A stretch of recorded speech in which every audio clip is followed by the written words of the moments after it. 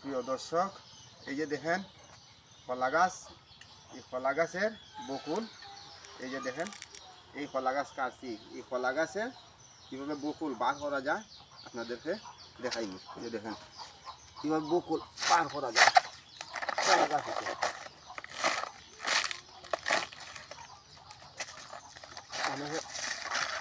বকুল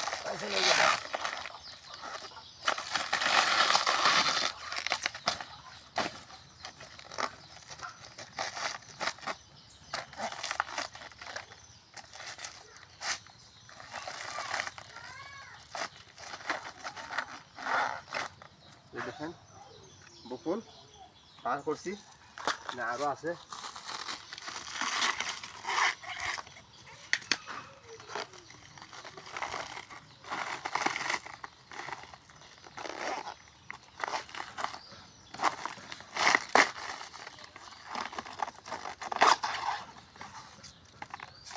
বকুল এগুলো কলা গাছে, এগুলো কিন্তু যে বকুলগুলো খাওয়া যায় এবং এই বকুলগুলো কলা গাছে খাওয়া যায় এবং এগুলা উড়ি বীজ দেয়া অত্যন্ত সুন্দর খাইতে এবং মুখের স্বাদ লাগবো।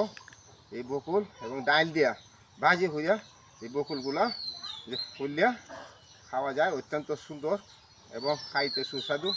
অনেকে খাইছেন এবং এই বকুলগুলো অত্যন্ত ভালো।